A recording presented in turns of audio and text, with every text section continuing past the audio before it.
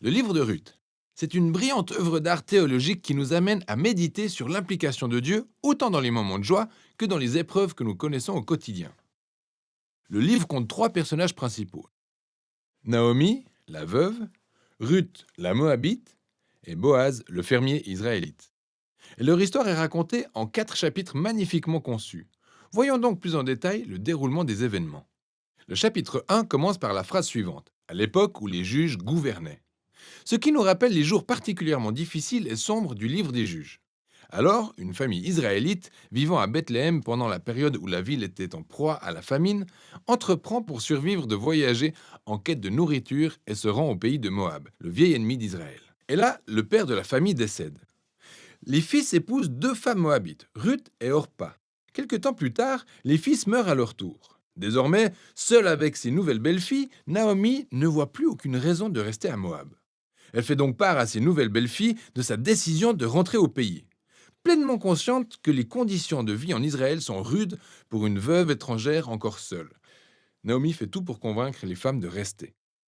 Orpa suit son conseil, mais pas Ruth. Elle fait preuve d'une loyauté exceptionnelle envers Naomi, qu'elle exprime en ces termes.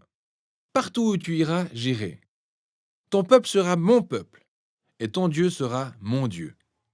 C'est donc ensemble que les 2 femmes retournent en Israël, et vers la fin du chapitre, Naomi se fait appeler Mara, qui signifie amère en hébreu, un moyen de se lamenter sur son sort tragique. Au début du chapitre 2, Naomi et Ruth cherchent à savoir où elles pourront trouver à manger. Et il se trouve heureusement que c'est le début de la moisson d'orge. Ruth part donc en quête de nourriture et finit par ramasser du grain dans le champ d'un homme appelé Boaz, qui, comme par hasard, se trouve être de la même famille que Naomi. Boaz, qui nous est présenté comme un homme vertueux, remarque Ruth. Et après avoir découvert son histoire, il se montre extrêmement généreux envers elle. Il prend même des dispositions spéciales pour que Ruth l'immigrée puisse ramasser suffisamment de grains dans son champ. Par cet acte, Boaz respecte aussi une loi majeure de la Torah, qui consiste à faire preuve de générosité envers les immigrés et les pauvres. Boaz est tellement touché par la loyauté de Ruth à l'endroit de Naomi qu'il prie pour que Dieu récompense son initiative.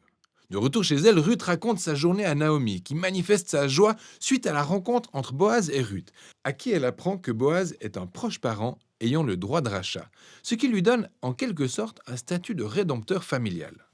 Une pratique culturelle courante en Israël par laquelle, après la mort d'un homme, la famille et les biens qu'il laisse derrière lui, épouse, enfants, terre, étaient pris en charge par le rédempteur familial.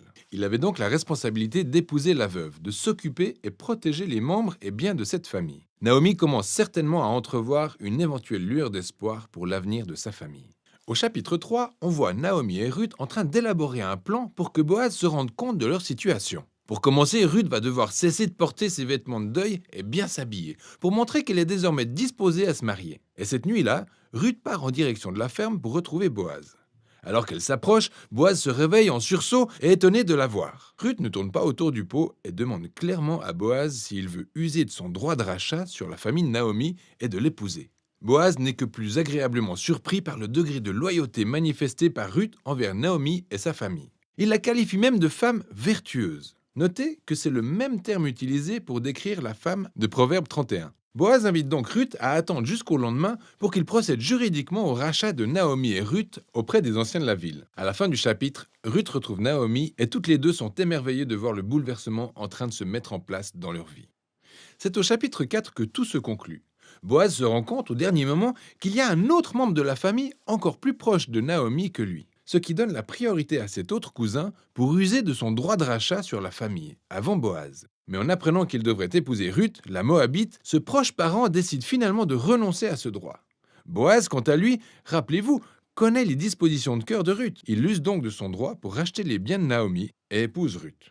Tout comme Ruth était loyale au début envers la famille de Naomi, Boaz est celui qui fait désormais preuve de loyauté envers la famille de Naomi. L'histoire s'achève sur un retournement à 180 degrés de toutes les tragédies du chapitre 1.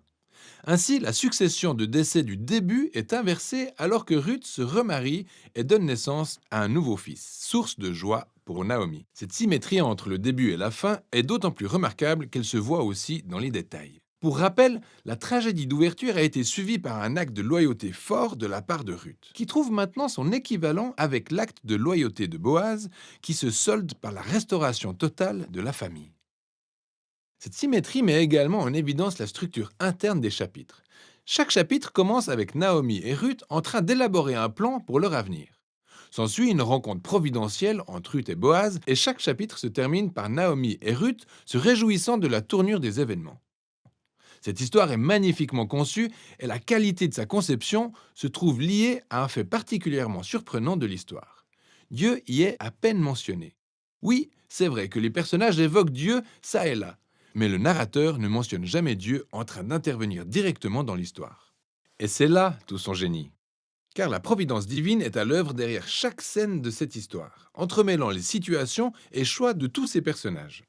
Dans la tragédie qu'elle traversait, Naomi a fini par penser que Dieu la punissait, alors qu'en réalité, toute cette histoire faisait partie du plan de Dieu pour restaurer Naomi et sa famille. Et il le fait en se servant de Ruth, par sa prise d'initiative et sa loyauté, favorisant la réparation dans la vie de Naomi. Le tout se joue avec la déterminante contribution de Boaz, ce fermier avisé, incarnant la loyauté et une grande générosité. Ainsi Dieu combine l'intégrité de Boaz avec l'audace de Ruth pour sauver Naomi et sa famille. Cette histoire est une brillante illustration montrant les interactions croisées entre les plans et la volonté de Dieu d'une part, avec la volonté et les choix humains d'autre part. Dieu se sert de l'obéissance fidèle de son peuple pour accomplir son plan de rédemption pour le monde. Ce qui nous conduit à l'épilogue véritable de l'histoire. Le livre de Ruth s'achève sur une généalogie montrant que le fils de Boaz et de Ruth, Obed, est le grand-père du roi David, dont la lignée engendrera le Messie. Alors les événements d'apparence ordinaire de cette histoire se révèlent au final être des étapes clés d'une histoire bien plus grande, celle du plan de Dieu pour le salut du monde. En conclusion, le livre de Ruth nous fait réfléchir à la manière dont Dieu peut œuvrer dans les détails les plus ordinaires et insignifiants de nos vies. Et voilà ce dont il est question dans le livre de Ruth.